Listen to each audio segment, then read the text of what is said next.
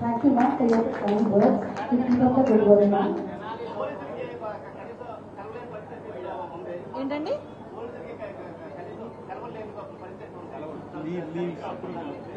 యాక్చువల్గా వాళ్ళకి మేము ప్రెజర్ లేకుండానే ప్లాన్ చేసుకుంటున్నామండి పోలీసులకి. అంటే ఇది 24/7 జాబ్. ఇది పోలీస్ డిపార్ట్మెంట్ అన్న మెడికల్ డిపార్ట్మెంట్ అని 24/7 జాబ్ ఇది.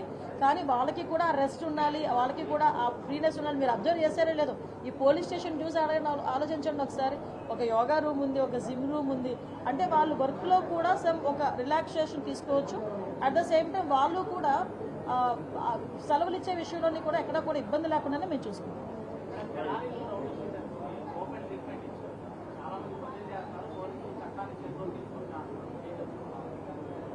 అంటే నేను ఈ వర్డ్ మా డీసీపీ గారు సిపి గారు ముందు చెప్పాలి, అంటే చెప్పాలో కూడా నాకు తెలియదు. కానీ చట్టాన్ని కంట్రోల్ చేయాల్సింది పోలీసులే. చట్టాన్ని పోలీసులు చేతిలోకి తీసుకోవడం ఏంటి? విషయం ఏంటంటే ఒకటండి, నాకు అర్థం కానిది ఏంటంటే, తప్పు చేసినోడికి కులం ఏంటి, మతం ఏంటి, అదొక్కటి చెప్పండి.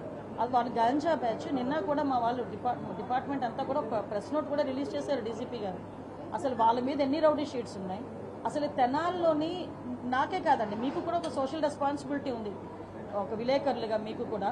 ఒక్కసారి తెనాల్లో వాళ్ళ తాలూకా నేచర్ ఏంటి, వాళ్ళ తాలూకా బ్యాక్గ్రౌండ్ ఏంటి అన్నది ఒకసారి చెక్ చేయండి. యాక్చువల్గా ఒక గాంజా బ్యాచ్ పోలీస్ డిపార్ట్మెంట్ మీద చేయి చేసుకునేటప్పుడు అంటే ఫర్దర్గా ఒకసారి దానికి కూడా వీళ్ళు రాజకీయ రంగు పులిమేసి దానికి కులాన్ని అంటగట్టి మతాన్ని అంటగడతా ఉంటే ఇంకా పోలీస్ డిపార్ట్మెంట్ ఎలా వర్క్ చేసుకోవాలి? ఒకసారి ఆలోచించాలి. ఇదే పోలీస్ యాక్షన్ తీసుకోలేదు అంటారు,